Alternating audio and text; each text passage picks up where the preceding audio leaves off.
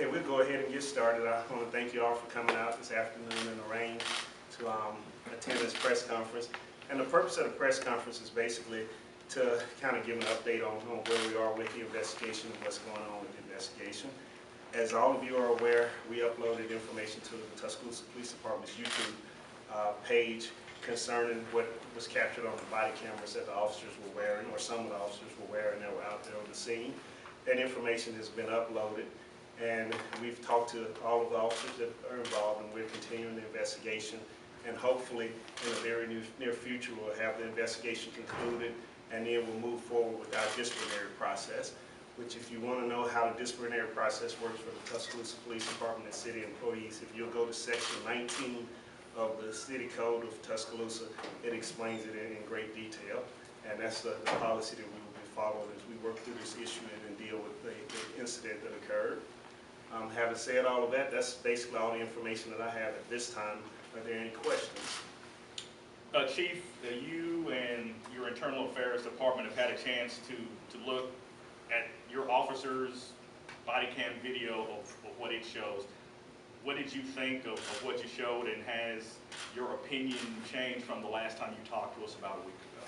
No, my opinion has not changed. I still think that we could have handled that situation much better.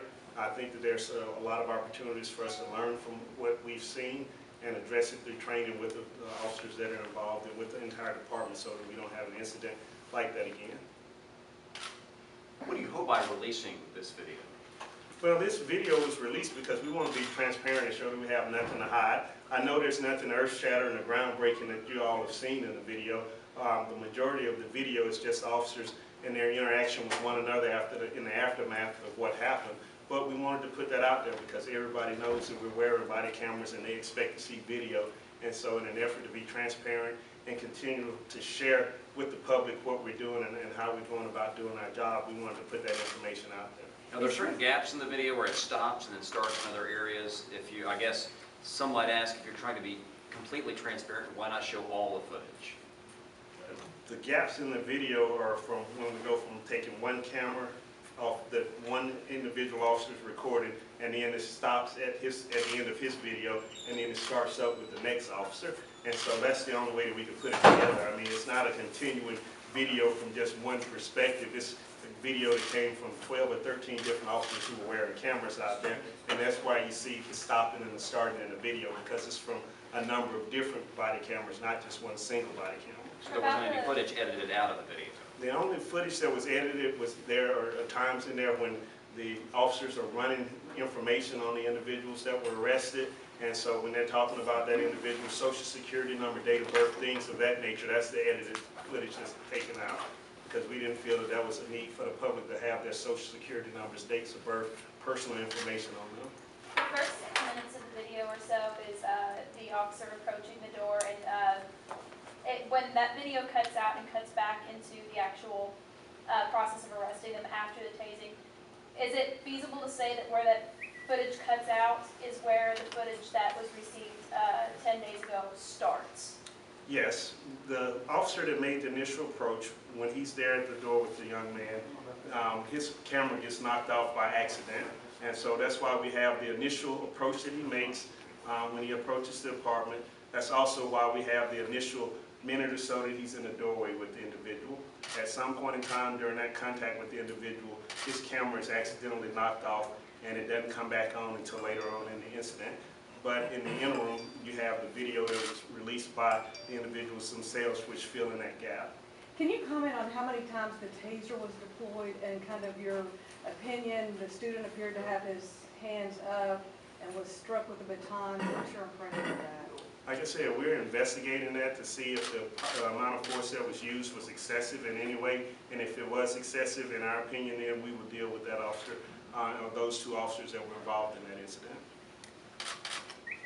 Other questions? Chief, has your department started the retraining process, and if not, when is it scheduled to start? Yes, we've already taken some steps in addressing some of the issues that have been seen in the video with the officers, and we will continue to train the officers on different things as we go about this task of investigating the case and also ensuring that we don't have any problems like this again. The 3 officers, do they remain on paid leave? Yes, they're still on administrative leave. And so the student who said they would not come out of the apartment, can you legally do that? A lot of people are wondering, that's kind of fuzzy there. Legally, did the people have to come out of the apartment? Did the student have to come out legally?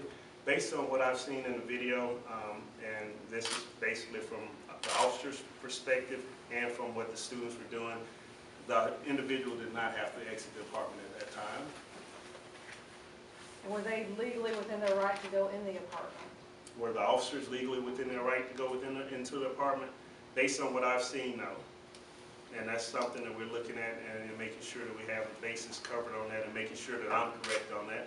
But my opinion of what I've seen in the video is that the officer didn't have the right to enter the apartment at that time, and neither did he have the right to remove the individuals from the apartment at that time. But big picture, obviously, when a situation is escalating like that, you would advise people to comply with your officers, correct? Yes, and that's the thing. You're never going to win the argument on the side of the road, so to speak. So if you don't agree with what an officer is doing, the best course of action is to go ahead and comply with that officer and then report it to the proper authorities, whether it be internal affairs, or if you don't feel like that you can report it to internal affairs, report it to somebody and have it investigated, rather than taking matters into your own hands and having it escalate to a point that this did. Chief, you see any kind of time frame where you think this could be wrapped up, and how either a decision either would be made or you would make a recommendation regarding what happens to these officers in the future? No, I don't know the time frame. Like I said, it takes a while to go through our disciplinary process. Once I make a recommendation as to what I feel like should be the discipline in this case, then officers obviously have the opportunity to appeal my decision to our personnel board, and then a hearing will be set at that time. So there's no way for me to give you a date on when we feel like this will all be resolved. Have you received any indication the city's going to be sued over this? I can't answer that question right now. All right, thank y'all. Thanks. Thanks.